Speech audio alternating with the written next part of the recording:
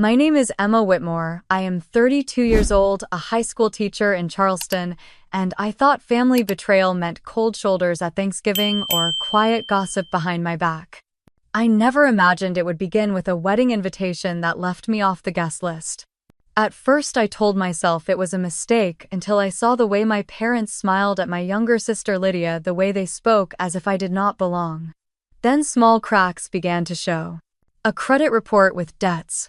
I never signed an account with my name, and her handwriting, late-night threats that reached my phone, and the sound of my own brakes giving out on a quiet road. I kept asking myself one question. How far would my own sister go to erase me? And when the answer finally came, it did not arrive in whispers or rumors. It arrived in a way no one in my family could escape, not even Lydia herself.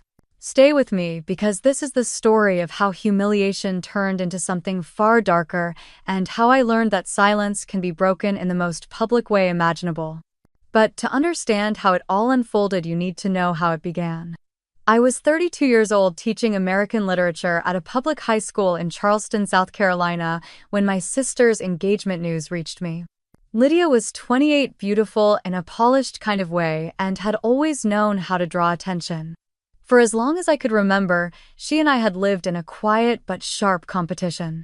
She won favors at school, charmed relatives at holidays, and somehow always managed to get our mother's hand resting on her shoulder while I was left, proving myself in silence. That afternoon, I came home from work with a pile of essays to grade, and found my mother at the kitchen table holding a glossy envelope. Her face was glowing with pride. She told me Lydia was marrying Ethan Whitford, only son of the Whitford family that owned one of the largest hotel groups in the Southeast. She spoke of it as if it were royalty, as if Lydia had secured not just a husband but an entire empire. I felt a strange mix of surprise and resignation. Lydia had always had expensive taste. To her, love had to come wrapped in opportunity. Still, a part of me thought perhaps marriage would mellow her, bring her down to earth. That night after dinner, I opened the envelope that had been set aside for me. Inside was the wedding invitation, cream-colored with gold lettering, the kind of card that felt heavy in the hand. I traced my eyes across the elegant script, reading the date, the venue, the names of prominent guests. I read it twice, then a third time. My name was not listed anywhere. For a moment, I thought I was imagining it. Maybe my name had been overlooked on the outer card but would appear on the seating chart. I flipped through again, pressing my fingers against the stiff paper, searching for proof I was wanted there. Nothing. I felt my chest tighten as if the air had thinned. I carried the card to my mother, who was rinsing dishes in the sink. I placed it on the counter in front of her. My voice trembled, though I tried to sound even. I asked if there had been a mistake, if perhaps my invitation had been mixed up.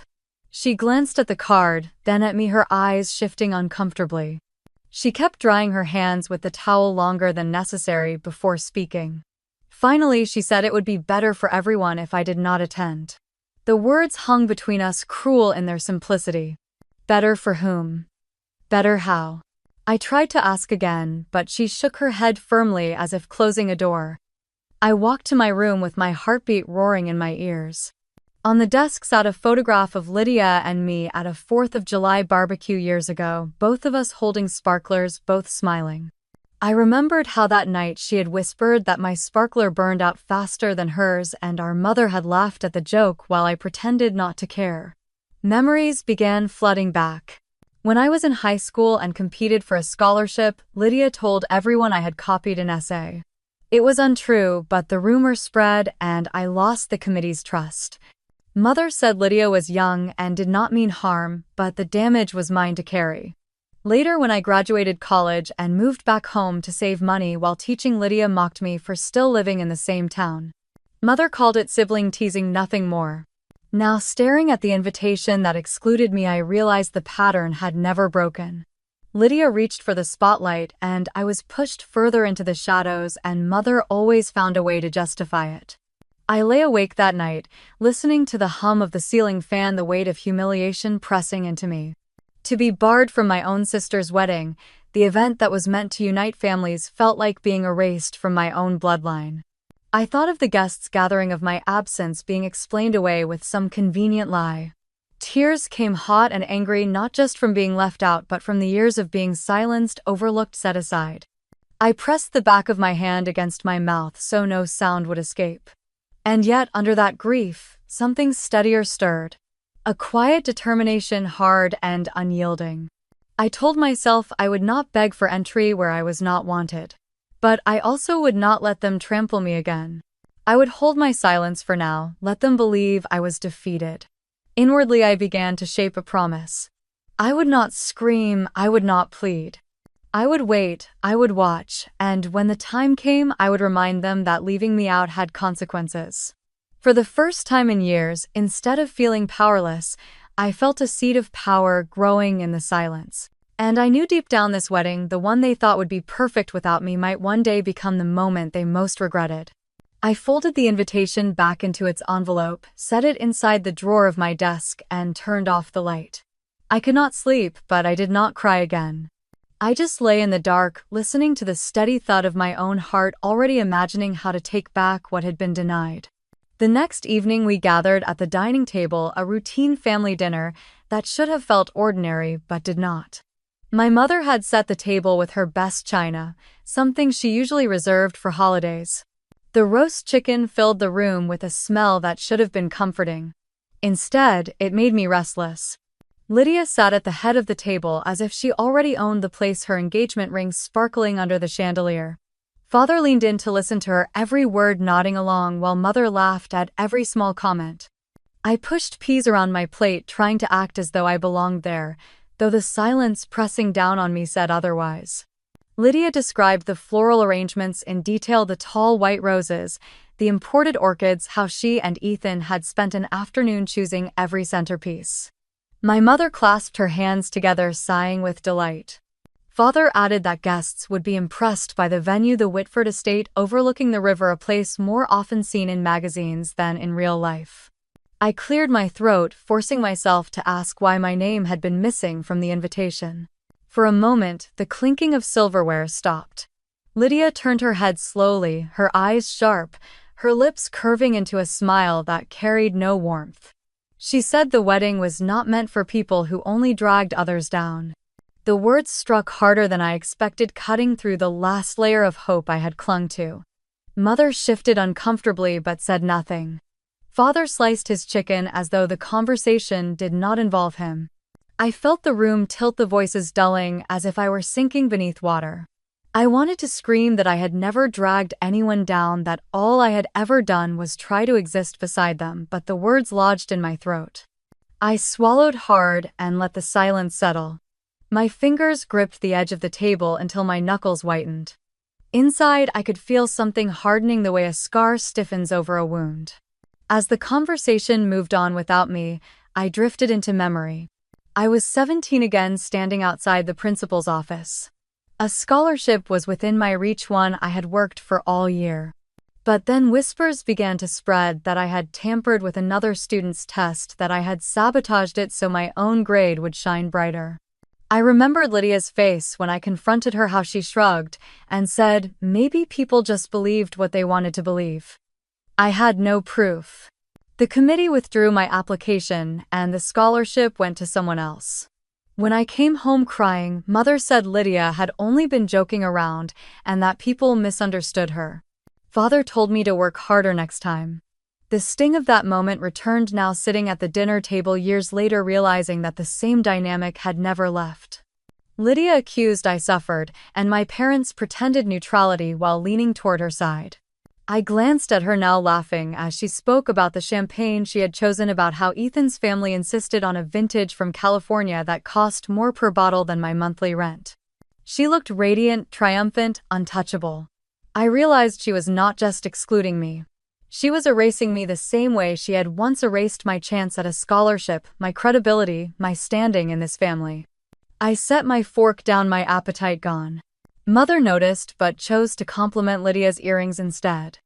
I sat in silence, listening to their voices echo around me, each word hammering the reality deeper.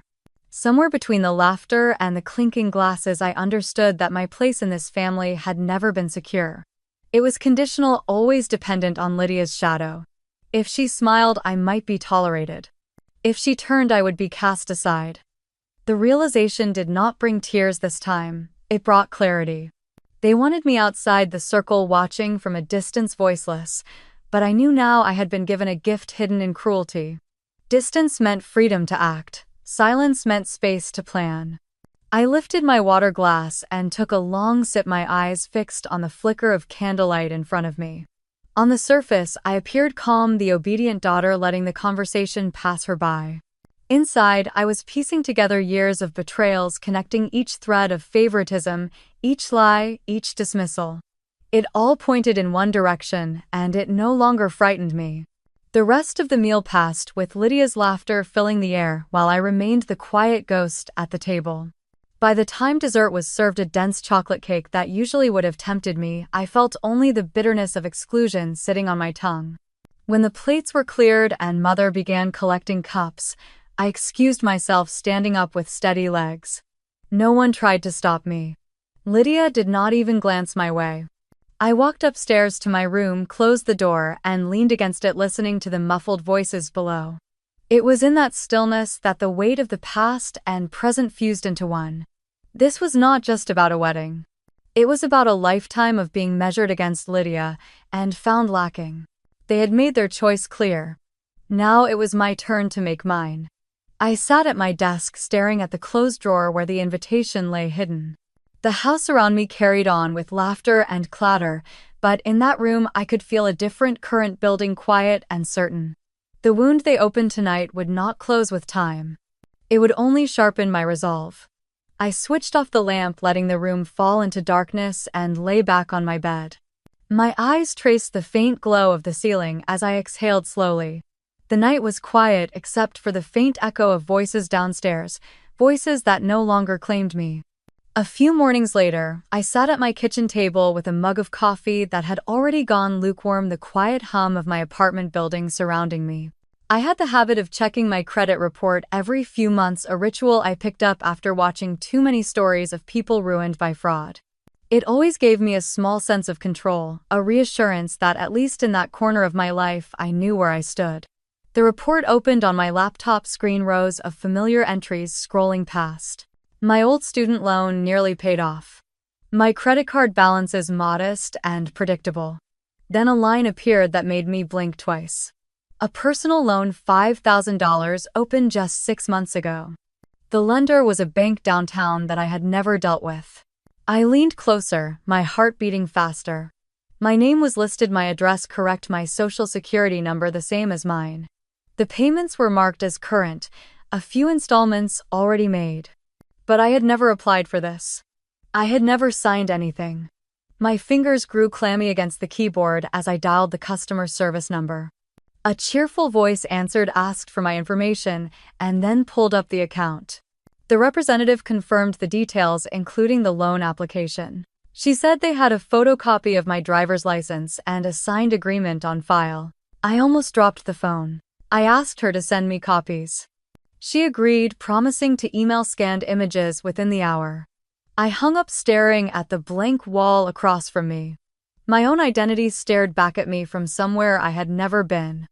When the email came, I opened the files with a kind of dread. There it was, a grainy photocopy of my license, the photo slightly blurred but unmistakably me. The signature looked similar to mine, but not exact, like someone had practiced it until it passed casual inspection. The application form carried all my correct details except one. The contact number listed was not mine. I printed the pages, my hands trembling as I stacked them neatly. That number looked familiar. It nagged at me, pulling at some corner of memory. I fetched an old box from my closet, a shoebox filled with years of scraps and notes, things I never threw away. At the bottom was a torn envelope with Lydia's handwriting from years ago, back when she moved apartments and scribbled her new cell number for me. I held the two numbers side by side, whispering them aloud. They matched except for the last digit, which had since changed. My throat tightened. The room seemed to shrink around me. For a few moments, I tried to convince myself it had to be coincidence. Maybe someone else once had that number. Maybe I was being paranoid, reading patterns where there were none. But deep down, I knew better. I poured myself another cup of coffee, though the taste was bitter and metallic. My thoughts churned. If Lydia had done this, it was not just a prank or a petty slight. It was fraud, a deliberate act using my name, my information. It was a crime that could ruin me if left unchecked. The urge to call her boiled inside me, but I resisted. If she had gone far enough to steal my identity, then confronting her without proof would only push her to cover her tracks. I needed to think to be careful to understand how deep this went. I sat back down and dialed the bank again, this time asking about the payment method. The representative hesitated, but eventually confirmed that the payments came from an account under a different name, though tied to the same phone number listed on the loan. She could not give me the exact account holder due to privacy, but she confirmed it was not mine. That was enough to make my stomach twist. Someone had used me as a mask, borrowing money while making payments, just enough to avoid suspicion. It explained why I had not been called or chased for collections. The account was active, alive, hidden in plain sight. I closed my laptop and spread the printed pages across the table. My own face stared at me from the license copy. My fake signature sat next to it. And beneath it all, the ghost of Lydia's number gleamed like a trap I had only just discovered. The walls of the apartment seemed too thin for secrets that heavy. I rose, pacing from one end of the room to the other. My pulse thudded in my ears. I thought of every conversation with Lydia, every smirk, every time she dismissed me. Her words at dinner echoed again. This wedding was not for people who dragged others down. Yet here she was dragging me into something that could land me in a courtroom. I pressed my palms against the counter and forced myself to breathe. I told myself not to panic. There were steps I could take. I would file a report. I would freeze my credit. I would protect myself quietly. But beyond those steps, another thought pressed harder. If Lydia was willing to risk this much, what else was she hiding? The question burned inside me, spreading like fire in dry grass. I knew this was more than a single loan.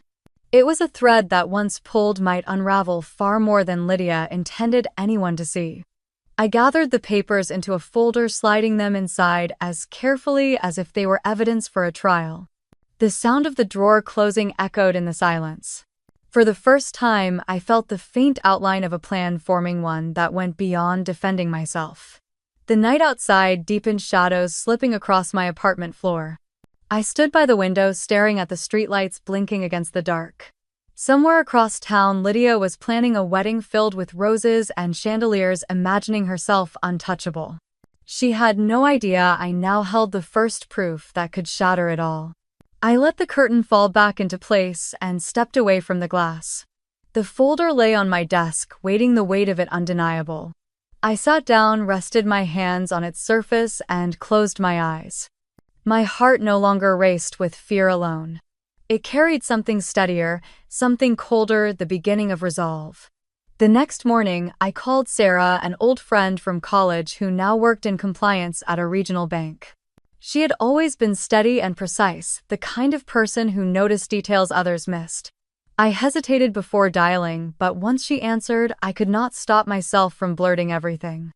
I told her about the strange loan, the photocopy of my license, the forged signature, and the phone number that pointed to Lydia. I could hear the disbelief in her silence, followed by the careful tone she used whenever she weighed her words. She told me to send over the documents and promised she would check what she could unofficially. I scanned everything and emailed her. The hours that followed stretched thin, each tick of the clock scraping against my nerves. I tried to distract myself with chores, folding, laundry, scrubbing counters, anything that kept my hands moving. But every time I stopped, my eyes wandered to the folder on my desk. That evening, Sarah called back. Her voice was low, as if she had closed the office door behind her. She told me she had searched the internal databases, and what she found went far beyond a single small loan. My name appeared on a much larger credit file tied to a commercial loan application for $350,000. The air drained from my lungs. My knees gave out, and I sat heavily on the couch, clutching the phone so hard it hurt. Sarah explained that the loan had been approved nearly a year ago, with collateral listed under my name. The repayment schedule was already showing delays. If the payments defaulted, collections would come after me. I whispered that I had never seen or signed such papers. She said the documents on file had the same photocopied license, the same forged signature, only on a larger scale. She also mentioned the email address tied to the application. It looked like mine, but was not exact. A single letter had been switched. She read it to me and recognition slammed through me. It was the email Lydia once used when she applied for an internship years ago, a variation she made because her usual address was taken. I had seen it on her laptop back then, the odd misspelling that she claimed nobody else would notice. My stomach twisted as if the room itself tilted sideways. Sarah paused, asking softly if I was safe, if I had reason to believe a family member was behind it. I could not answer. My throat locked. I only thanked her and promised I would take it from here. After we hung up, I sat in the dim light, my hands trembling against my knees. Betrayal had a weight that pressed into every bone. This was not just a small fraud to cover some careless spending. This was calculated enormous, a crime designed to bury me under debt while shielding the real culprits. I spread the new documents Sarah had forwarded to me across the table. Payment schedules, loan approvals, authorization stamps. Each page carried my name like a weapon turned against me. I traced the forged signature with my fingertip and felt a cold shiver crawl down my spine. Slowly, the pieces aligned. Lydia had excluded me from her wedding not to humiliate me, though that was part of it. She needed me far away, silent, absent, while she and Ethan tied themselves to the Whitford family empire. The fewer eyes on her, the safer her secret remained. Inviting me risked too much. One slip, one conversation, and someone might discover the loans she had built in my name. The realization cut sharper than any insult she had ever thrown. I was not just unwanted. I was inconvenient, a liability to be erased from the family portrait.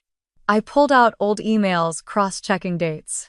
Around the same time the large loan had been processed, Lydia had been traveling with Ethan, meeting investors, posing for photos at hotel openings. Her life looked glittering on the surface, but now I saw the scaffolding beneath it was rotting. Their luxury came built on the foundation of my stolen identity. My body shook with anger. I wanted to scream, to storm into my parents' house and throw the papers on the table. But I knew how that would go.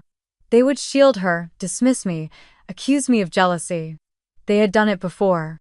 This time I needed more than outrage. I needed proof that no one could deny.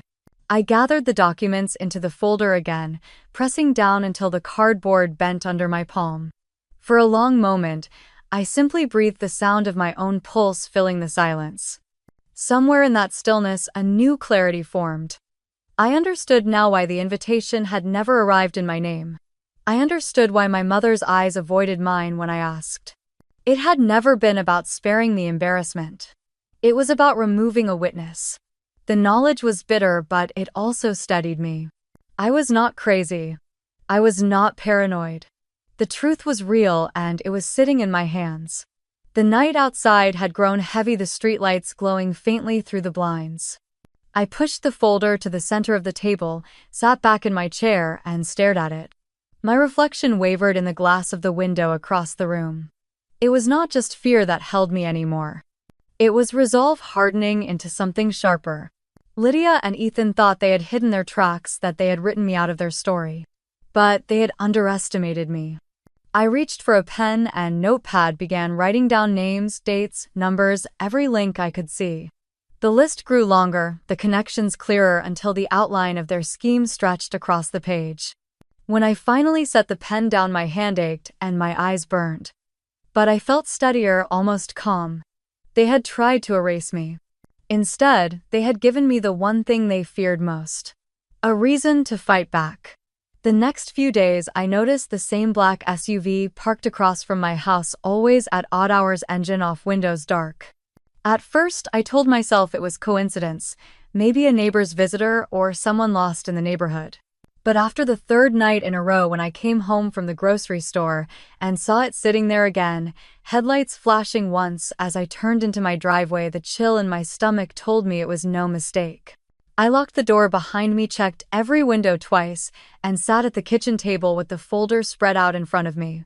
My phone buzzed against the wood. An unknown number. I hesitated before opening the message. Only 5 words appeared on the screen. Do not get involved or regret. I stared until the letters blurred. My fingers trembled as I set the phone down. Whoever had sent it knew. They were warning me or threatening me. Either way, it was proof that I had stepped onto ground they did not want me standing on. The next morning, I forced myself to go to work as usual. The hallways of the high school buzzed with the noise of teenagers, lockers, slamming voices rising in waves. For a few hours, I let the rhythm of teaching steady me. Equations on the board, questions from the back row, the familiar weight of chalk in my hand. But underneath, my nerves stayed coiled tight. That afternoon, driving home along the 2-lane road that cut through the marsh, I pressed the brake as I approached a stop sign. Nothing happened. The pedal sank to the floor with no resistance. My heart leapt into my throat. The car surged forward, and I yanked the wheel to the right, swerving onto the shoulder. Gravel sprayed as the car skidded to a halt inches from a ditch. I sat gripping the steering wheel, gasping, unable to move. Cars honked as they passed, but all I could hear was the pounding of blood in my ears. When I finally stepped out, my legs shook so badly I had to lean against the hood. I called a tow truck and rode in silence as they hauled my car to the nearest garage. The mechanic, a gray-haired man with oil-stained hands, slid under the car while I waited with my arms wrapped around myself. Minutes later, he wheeled out, wiping his palms on a rag. He looked at me strangely, as if weighing whether to speak. "The brake line has been cut," he said at last. "Not worn out. Not damaged by accident. Cut clean like with a blade." The words hit me like a physical blow. My breath caught sharp and painful as the truth settled in. Someone had tried to kill me. I asked if he was sure. He nodded slowly, eyes steady on mine, then suggested I call the police. I shook my head before I could stop myself. I pictured the officers arriving, my parents hearing about it, Lydia tilting her head with practiced innocence. She would spin it, make me look paranoid again. I thanked him, paid for the replacement part, and told him I would take it from here. That night, I could not eat. I sat in the living room with the lights off, watching the street. Every passing car made my chest tighten. When the black SUV rolled by again, slower than the rest, I gripped the arm of the couch so hard the fabric bunched under my nails. Fear had wrapped itself around me completely. But under the fear, another feeling burned. If I stayed quiet, if I did nothing, they would erase me permanently. Either I would die in a ditch or live the rest of my life buried under debts that were never mine. I walked into my bedroom, opened the drawer, and pulled out the folder again. I spread the papers across the bed, arranging them into neat rows. Loan applications, forged signatures, email trails, timelines. The pattern was undeniable. They had used me as their scapegoat, and now they wanted me gone. I sat on the edge of the bed, my body trembling but my mind sharper than it had been in weeks. This was no longer about hurt feelings or a missed wedding invitation. It was survival. Lydia and Ethan thought they had me cornered. They thought fear would keep me silent, but they had underestimated me again. I picked up a pen and wrote in my notebook, underlining the words twice. Document everything. Keep copies outside the house. Trust no one. When I closed the notebook, I felt the faintest shift inside me. The fear was still there, heavy and cold, but it no longer owned me. They had shown me what they were capable of. Now it was my turn to show them what I was capable of too. I got up, carried the papers back to the desk, and began scanning each one into my computer. The hum of the scanner filled the room, steady and precise. Page by page, I built a record no one could destroy. By the time the last sheet slid into the tray, the clock on the wall read past midnight. I leaned back in my chair, exhausted but steady. My car had almost been the end of me, but it had not been. They had tried once. They would try again. And the next time I would be ready. The morning after the brakes failed, I sat at my kitchen table with a mug of coffee that had long gone cold and stared at the phone in my hand. My contacts blurred in front of me until one name came into focus. Daniel Hayes. We had gone to high school together. Back then, he was sharp, a little stubborn, always the one who challenged teachers and defended the kids everyone else ignored. Last I heard, he was practicing law in Colombia. My thumb hovered over the call button until I pressed it before I could change my mind. He answered on the second ring. His voice was deeper than I remembered but carried the same steady edge. "Emma, it has been years. What's going on?" I told him I needed help. Not over the phone. He did not press for details. Just asked me to come by his office that afternoon. The drive there felt longer than it should. My hands gripped the wheel tighter with every mile. When I walked into his office, Daniel stood from behind a desk covered in case files. He looked older, lines around his eyes, but his smile was familiar. After the small talk faded, I laid the folder in front of him. He read silently for a long time. The only sound was the turn of pages.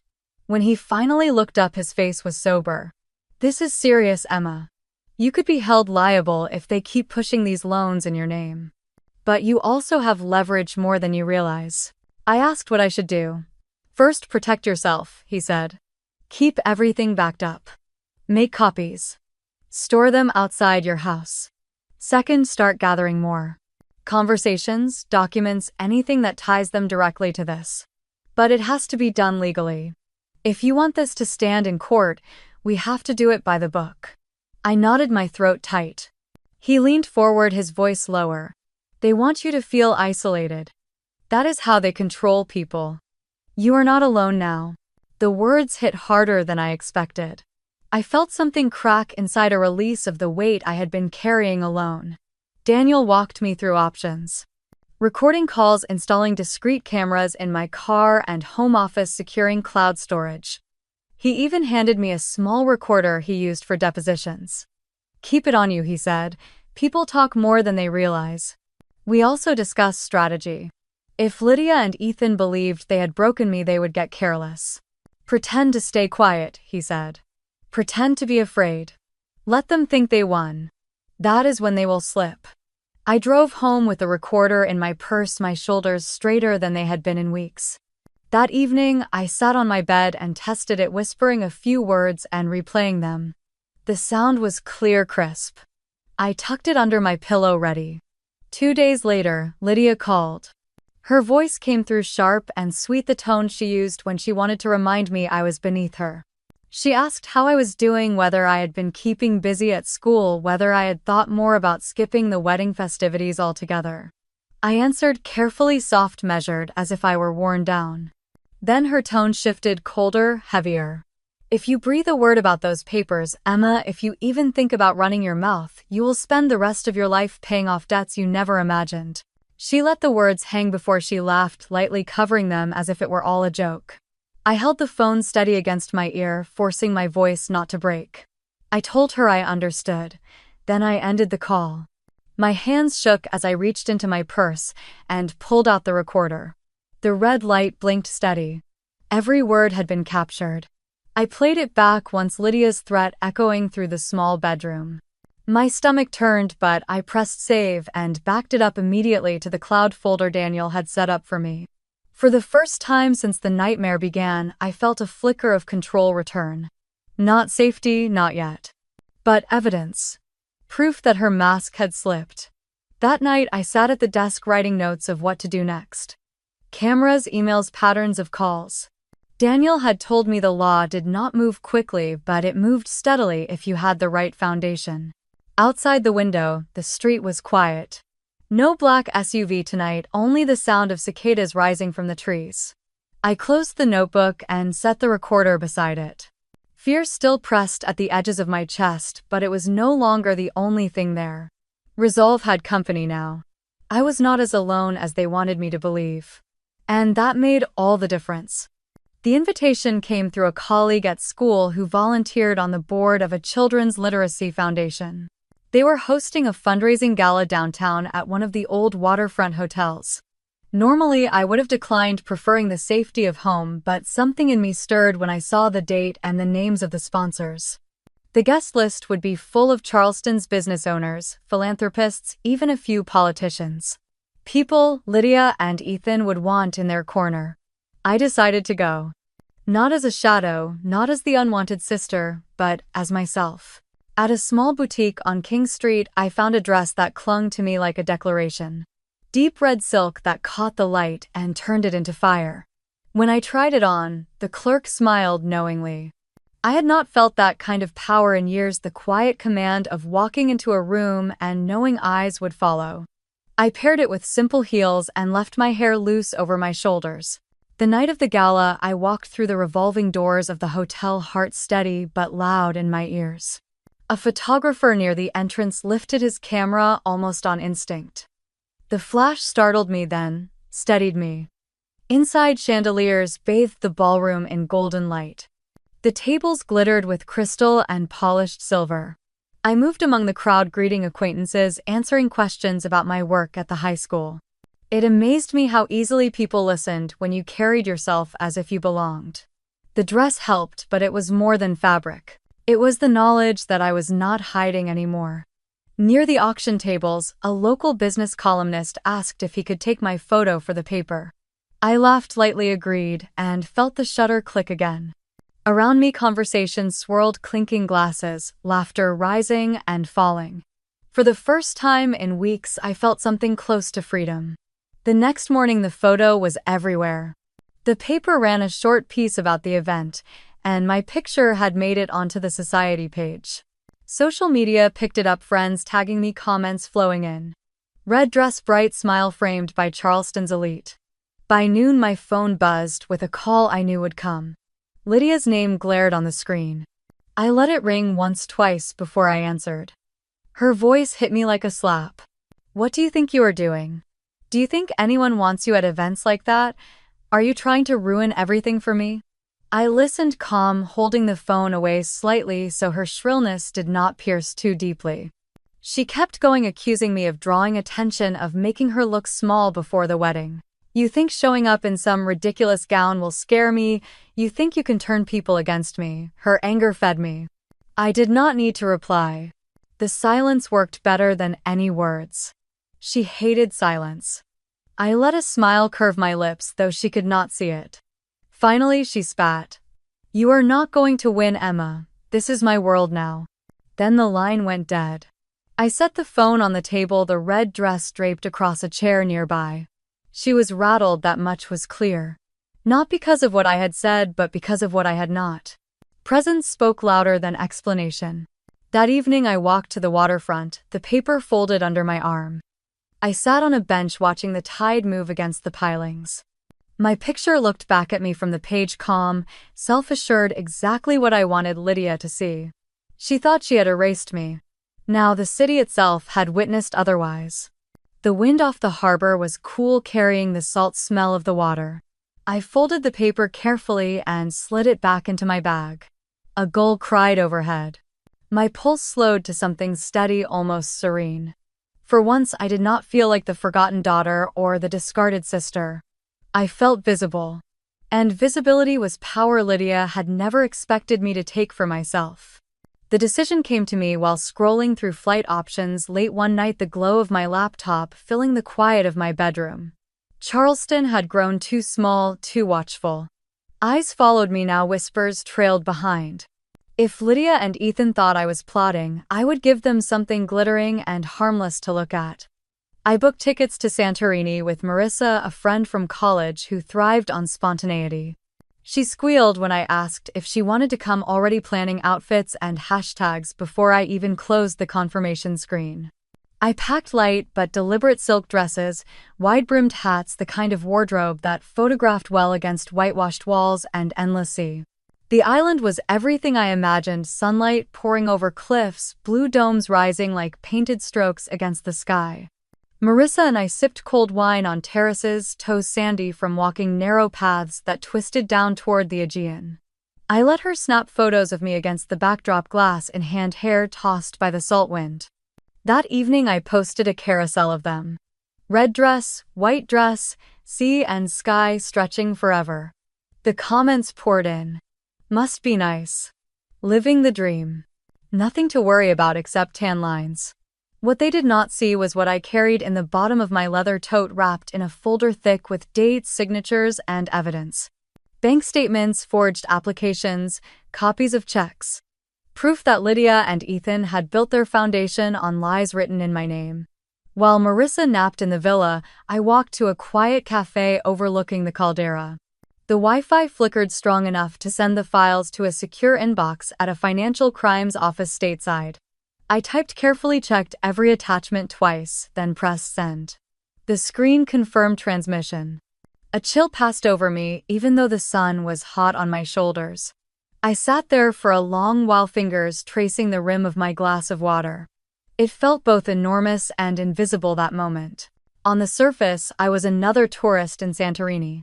Beneath it, I had just set a fire across the ocean. Marissa woke refreshed and insisted on dinner by the water. I smiled, dressed, let her chatter fill the evening. She thought I was simply unwinding, healing from family drama by traveling somewhere beautiful. I let her believe it. It was safer that way. Back in Charleston, the whispers reached them. I knew because Lydia's posts grew frantic, curated smiles layered over eyes that looked strained. Ethan stayed absent from pictures altogether. A colleague of mine texted late one night saying she overheard someone at the gym mention my name, followed by words like fraud and investigation. The rumor mill spun faster than I could have hoped. 2 days later, I received a voicemail from an unknown number. His voice was sharp, almost panicked. "Emma, if you think you can ruin us, you are mistaken. Do not push this. You do not understand what you are getting into." I saved the voicemail, sent a copy to Daniel with a simple note, another piece for the file. Meanwhile, I posted a photo of my breakfast by the sea. Honey drizzled over thick yogurt, coffee in a white porcelain cup, the Aegean behind it. To anyone scrolling, it looked like I was too far away and too carefree to plot anything. Reports filtered back to me through friends still tangled in Charleston's social web. Ethan had been seen at a bar, furious, snapping at someone on the phone. Lydia's voice carried through a closed door at their townhouse, shouting about how careless he had been, how she should have handled everything herself. The cracks widened. They had spent months painting me as fragile, irrelevant, easily erased. Now they were tearing each other apart, not because I had spoken a single word publicly, but because the silence left them guessing. On the final evening in Santorini, Marissa and I climbed the steep path to watch the sunset in Oya. The crowd hushed as the sky bled orange and pink, the sun slipping behind the horizon. Marissa sighed, snapping photo after photo.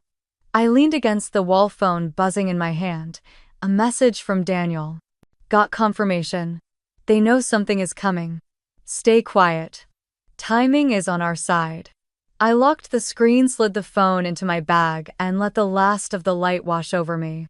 Around me, strangers clapped softly as the sun disappeared, as if applauding the close of another day. I smiled, not for the sunset, but for the storm already building an ocean away. The newspapers in Charleston were filled with glossy spreads about the upcoming Whitford wedding. Socialites and columnists wrote with giddy excitement about the guest list, the imported orchids, the 10-tier cake flown in from New York, and the designer gown Lydia would wear. Every photograph showed polished smiles and perfect angles, the kind of staged happiness that sold papers and reassured investors. None of those readers knew that behind the manicured hedges of the Whitford estate, an envelope had arrived that morning carrying a secret sharp enough to draw blood. Victoria Whitford held it in her hand at the breakfast table. She had been expecting thank you notes from charities, perhaps a letter from one of her society friends, but instead the heavy cream paper carried no return address. She frowned at the unfamiliar handwriting, slid it open with the silver knife beside her plate, and drew out the contents. What she saw drained the warmth from her coffee. Copies of loan applications, pages of forged signatures, my name printed again and again, debts that ran not in thousands but in hundreds of thousands. Each sheet bore the mark of legitimacy, bank seals, witness notations, dates, and lines of approval. If Victoria had learned anything in her years of boardrooms and balance sheets, it was the difference between rumor and evidence. This was evidence. Her fork rested untouched beside her plate of eggs as she read every line. The papers alleged that Emma Reed, a schoolteacher of modest means, had taken on debts large enough to ruin her for life. Yet Victoria had met me once in passing at a charity gala and remembered a reserved young woman in a modest dress, not a gambler chasing hundreds of thousands. Something did not fit. She folded the papers, neatly pressed them flat with her palm, and sent for Ethan. He came into the library late that morning, still in his workout clothes, his confidence intact. The carved shelves towered behind him, lined with leather volumes that no one had opened in years. Victoria sat at the great desk with the envelope before her. "Mother, you called for me," he said lightly, wiping sweat from his brow. She slid the papers across the desk. "Look at these." He glanced down and the smile faltered. The pages rustled as he shuffled through them, too quickly avoiding her eyes. "Where did you get this?" he asked. "That is not important," she replied. "What is important is whether it is true." He leaned back in the chair opposite, affecting nonchalance, but his fingers tapped restlessly on the armrest. "This is nothing but a setup. Someone is trying to stir trouble before the wedding." Victoria did not blink. "The name on these loans is Emma Reed. She is your fiancé's sister, is she not?" Before he could answer, Lydia swept into the room without knocking, her perfume arriving a second before she did. She picked up one of the sheets and skimmed it with an airy laugh. "Oh, this again. I should have guessed. Emma must be behind this. She has always had a flair for drama. She is jealous and bitter because she was not invited. Do not let her nonsense rattle you." Victoria's eyes narrowed. "You expect me to believe Emma fabricated entire loan files with bank seals and notarized signatures?" Lydia's laugh faltered, and for a moment the silence grew heavy. Then she tossed the paper back on the desk. "Technology makes forgery easy these days. People fake documents all the time. Emma is desperate enough to try anything." Ethan found his voice again. "She is right, Mother. Emma has been unstable for years. She would rather burn everything down than watch her sister succeed." Victoria studied them both. Her instincts, honed from decades of reading men across conference tables and sensing weakness in business partners, told her something else entirely. There was a stiffness in Ethan's jaw, a too casual deflection in Lydia's tone. She tapped the papers once more.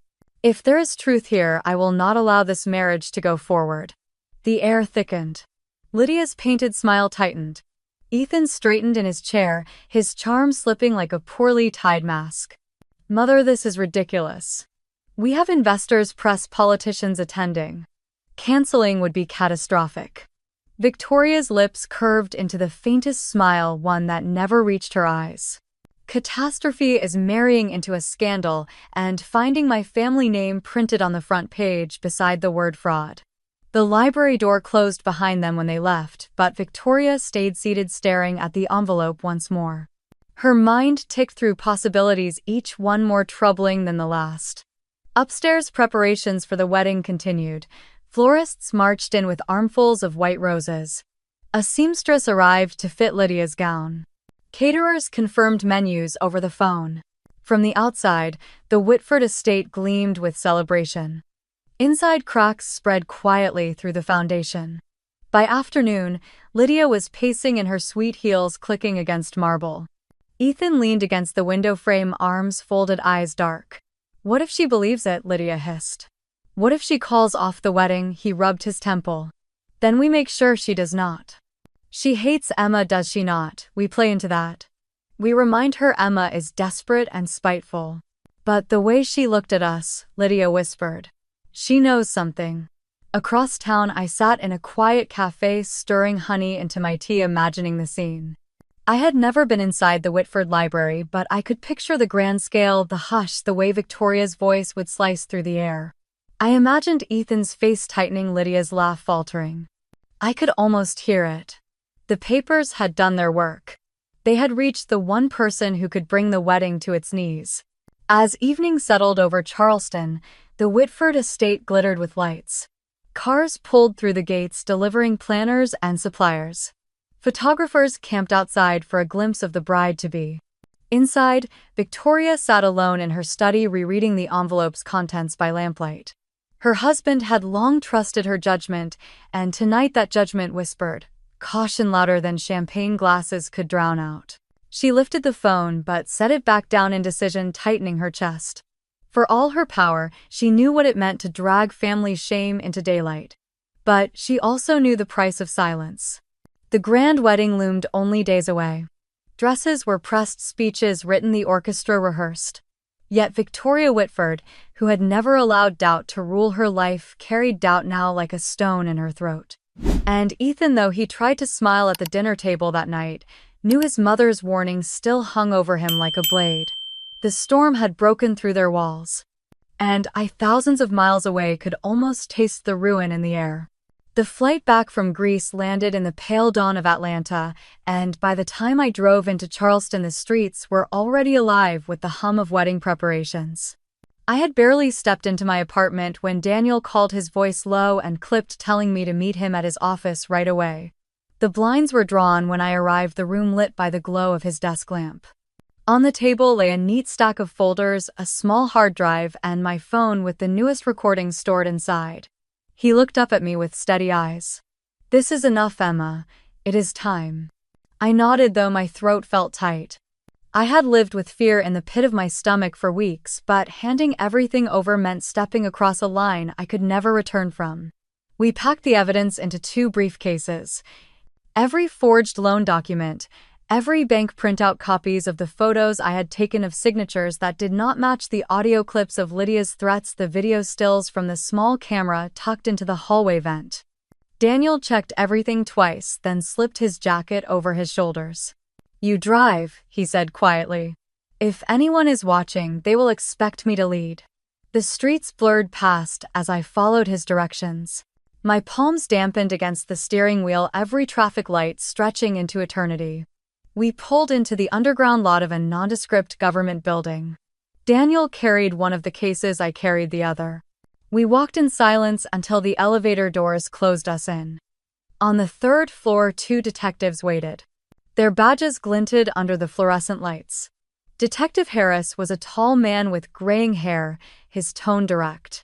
Detective Monroe, younger, carried a legal pad already half filled with notes. We laid the briefcases on the table in their conference room. Daniel began to explain, methodical and precise, but they stopped him after a few minutes. "We will review everything ourselves," Harris said. "What we need from you is simple. Did you sign any of these loans?" "No," I answered, my voice firm, though my hands trembled beneath the table. "Were you aware of anyone attempting to use your identity before this year?" Monroe asked. "Only recently," I said. "The phone numbers, the documents, the signatures, they all point to my sister, Lydia, and her fiancé, Ethan." There was no satisfaction in saying it out loud. Only a hollow ache that family could twist blood ties into weapons. Harris opened one folder, scanning the forged signatures. "These are good. Not perfect, but good enough to slide past most bank clerks. Whoever did this knew the system." Daniel leaned forward. "Which is why it is critical the investigation stays sealed until you are ready to move. If they suspect even for a moment, she could end up facing retaliation again." My stomach tightened. The memory of my cut break lines flashed across my mind. Harris met my eyes. "We understand. This will remain confidential. But know this. When we act, we will not miss." They signed the chain of custody forms securing the evidence. Harris clicked the briefcase shut with finality. It felt as though part of the weight slid off my shoulders, though another kind of heaviness settled in its place. As we walked back to the car, Daniel placed a hand lightly on my shoulder. "You did the hardest part. Now you let them do theirs." "But what if Lydia finds out?" I asked. "She will know it was me." "She already suspects," he said gently. "But suspicion and proof are 2 very different things. For now, you live your life as if nothing has changed." The next few days blurred into a tense rhythm. At school, I smiled at my students' handed out assignments and pretended my mind was not counting down to something unseen. At home, I left the blinds closed, scanning the street each night for parked cars that lingered too long. One evening, as I locked the classroom, my phone buzzed with a blocked number. I answered, heart pounding. A voice whispered through the line, low and distorted. "Stop digging. You think you are safe, but you are not." The call ended before I could respond. I stood frozen in the hallway, the sound echoing in my ears. Later, when I told Daniel, he simply nodded. That is why we moved when we did. The walls are already closing in on them. Empty threats are all they have left until the hammer falls. Even with his reassurance, sleep came only in fragments. Every creak of the building made me sit upright. Every shadow outside my window felt like a warning. Yet beneath the fear, there was something else. A steady pulse of certainty. The decision had been made, the truth secured in the hands of people who could wield it. By the end of the week, Harris called Daniel. We met them again in the same building, the same conference room. Monroe slid a notepad across the table filled now with cross-reference details. We have already traced the funds, he explained. They were funneled through shell accounts before landing in Ethan Whitford's holdings. Your sister co-signed at least one transfer using your name. It is not just fraud. It is conspiracy. The word rang in my chest, heavy and irreversible. Harris folded his hands. We will move soon, but timing is everything.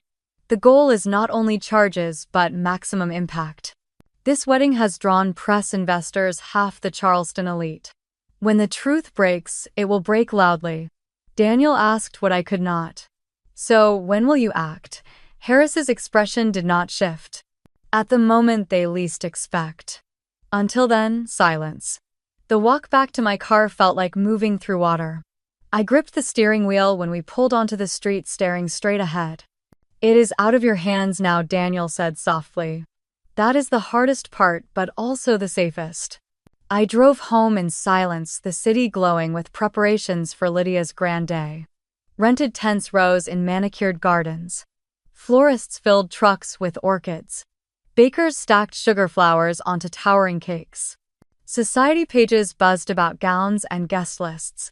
And beneath all of it, sealed in folders inside a police evidence room, the truth waited like a live wire ready to snap the moment someone touched it.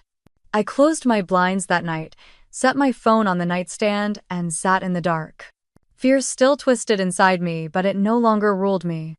I had passed the point of no return, and in that quiet, I let myself breathe. Somewhere in the city, Lydia and Ethan still toasted their future. They had no idea the floor had already been cut from beneath them. And I would be ready for the silence to break. The morning of the wedding dawned bright and heavy with Charleston humidity, the kind that clung to skin and made the air shimmer. I sat by my window with the blinds half drawn, the city already stirring with church bells and traffic. Somewhere across town, Lydia was stepping into lace and silk, her makeup team fussing over every detail, her voice sharp with demands. I dressed simply, a navy dress and a cardigan, nothing that would catch attention. My presence was not requested, nor would it have been tolerated. But I did not need to be there. My part had already been played. Now it was time to watch the consequences unfold. From my small apartment, I could almost hear the chatter of guests arriving at St. Michael's, one of the oldest churches in the city, its white steeple piercing the sky. The society pages had been buzzing for weeks about the guest list, the floral arches, the imported champagne. My parents, I knew, were seated in the second row, faces lifted with pride, ready to watch their golden daughter marry into the Whitford fortune. I poured myself coffee, the steam curling in the still air, and turned on the muted feed of a local journalist's social media page. Reporters had gathered outside the church, snapping photos of designer dresses and whispered arrivals. Each update carried me closer to what I knew was coming. Inside the church, Lydia would be radiant. I could imagine the hush as she walked down the aisle in her pearl-encrusted gown, her veil trailing like a river of light. Ethan waiting at the altar with a smile that no longer reached his eyes. I pictured the priest lifting his voice, the familiar cadence filling the vaulted ceiling. And then the pause. The question that has echoed through centuries of ceremonies. Does anyone here present have just cause why these two should not be joined in holy matrimony? I leaned forward, my hands wrapped tight around my mug. The silence stretched thick and expectant. The doors opened. According to the updates, uniformed officers stepped into the aisle, their presence slicing through the golden glow of candlelight. Murmurs rippled through the pews, dresses rustling, programs clutched tighter. The priest faltered, lowering his book, as Detective Harris produced a folded document and read aloud. Lydia Whitmore, You are under arrest for multiple counts of bank fraud, wire fraud, and identity theft. The words rang like thunder in the hushed sanctuary. For a heartbeat, no one moved. Then gasps rose, chairs scraped, whispers surged into chaos. I imagined Lydia's painted lips parting, her bouquet tumbling to the floor as her knees buckled beneath the weight of reality. Her perfect day, the day she had built to crown herself untouchable, collapsing in an instant. My phone buzzed again with updates. Guests were describing the scene in real time. Some filmed discreetly, others covered their mouths in disbelief. The Whitfords sat stiffly, their matriarch Victoria staring at Ethan, eyes narrowing, as though every warning she had once dismissed had come to roost. And Ethan. He had always been charming, quick, with a joke perfectly polished. But the messages were clear. He stepped back from Lydia the moment the handcuffs gleamed. His voice cut through the din, sharp and cold. I cannot do this. I will not marry a criminal. My chest tightened as I read, even though I had expected it. He turned to his parents' words echoing down the aisle, refusing to bind himself to scandal. Lydia reached for him, frantic, pleading. He pulled away, retreating behind his father's shoulder, his face pale but resolute. The crowd swelled with noise. Some whispered Lydia's name with pity, others with satisfaction. Phones lit up as the news spread beyond those stained glass windows. My own rang with alert after alert as local outlets pushed the story. The Whitmore name, once polished and envied, now dragged through the public square. I pressed a hand to my chest, feeling my heart thud with something fierce and complicated. Relief, yes. Vindication, certainly. But also sorrow, because she was still my sister. Watching her unravel before hundreds of eyes, before cameras, before the entire city, was a cruelty she had built for herself, but cruelty all the same. The updates painted the rest of the picture. My mother frozen, her lipstick smudged as she clutched my father's arm. My father staring at the floor, unable to meet anyone's gaze. Lydia crying out, her voice breaking as she begged for understanding, for time, for mercy. The officers guiding her firmly toward the doors, her veil dragging across the stone aisle. Outside, the flashes of cameras erupted. The same reporters who had angled for shots of gowns now captured the image of a bride in cuffs. The once invited elite recoiled, their jewels catching the harsh sun, their whispers laced with judgment. Inside my apartment, I closed my eyes and breathed. The silence I had been waiting for was gone, shattered by the noise of justice crashing down. Yet beneath the storm, a steadier truth settled in me. This was not about spectacle or humiliation. It was about survival. Lydia had tried to erase me, to bury me under debts and lies. Instead, she had buried herself. The city buzzed as I sat in my chair, my phone still vibrating with fragments of chaos. I did not answer the calls that came from familiar numbers. I let them ring one after another until the sound became nothing more than background noise. In that moment, I knew there was no going back to who I had been before. The forgotten sister, the overlooked daughter, the quiet shadow. She was gone. The church bells tolled in the distance, not for a union but for the ruin of one. And I sat alone, steady, waiting for whatever would come next. I left my coffee cup on the table and finally stood, my legs stiff from sitting so long. The news had already spread across Charleston faster than the bells could echo. I could hear neighbors out on the street, their voices carrying pieces of the same story. The Whitmores, once the name, whispered with envy, now spoken like a warning. That evening, the television stations replayed the footage. Lydia in her gown, eyes wide, wrists bound. Ethan stepping back, his face twisting as though he had seen a ghost rather than the woman he promised to marry. My parents standing stiffly, their pride cracking into ash under the heat of the cameras. It was all there, recorded from a dozen angles, impossible to deny or rewrite. The investigations unfolded quickly once the arrests were made. The files Daniel and I had given the authorities had already painted the picture. Fraudulent accounts. Forged signatures. Loans that never should have been approved. Payments shuffled from one shell company to another until the paper trail circled back to Lydia and Ethan. With the wedding spectacle, the evidence became more than paperwork. It became undeniable. The Whitfords released a statement 2 days later. Short, cold, without flourish. They were severing all business and personal ties with the Whitmores. Ethan's engagement was declared void and their family's name would not be connected to scandal. Their lawyers moved swiftly, pulling contracts, freezing shared ventures, reclaiming what could be salvaged. Lydia's dream of marrying into wealth and permanence had shattered with one announcement. My parents did not call me. I heard from a neighbor that my mother had fainted when the mail brought headlines from the Post and Courier, each one printed with Lydia's mugshot. My father was seen in the yard trimming hedges furiously while neighbors slowed their cars to stare. Pride had been their shield for decades, but no hedge, no perfect house, no polite smile could protect them now. I walked past their house once in the days after quiet as the cicadas hummed in the trees. Curtains twitched. I kept walking, my shoes steady on the pavement, and for the first time in my life, I felt no need to knock on that door or beg to be seen. The weeks stretched, and with them Lydia's world collapsed. Court dates were set, hearings held, and her name filled the docket. Ethan avoided her entirely, retreating to Atlanta, his lawyers insisting he had been misled, that he had signed papers without understanding. But witnesses came forward, whispers of arguments and late-night meetings. He could not wash his hands clean, not completely. For Lydia, there was no escape. She lost her fiancé, her access to the Whitford fortune, her carefully constructed image. What remained was a record, a set of charges, and the heavy silence of the same society she had once courted. Friends stopped answering her calls. Invitations disappeared. Every glossy smile that had once leaned toward her now turned away. Justice is not always a loud triumph. Often it is quiet, measured, and slow. Yet I felt it in each headline, each step of the process, each time I walked freely through the streets of Charleston without ducking my head. I had no need to raise my voice. The truth had spoken for me. The night before her sentencing, I stood at the waterfront. The air was thick with salt and possibility, the water dark but steady.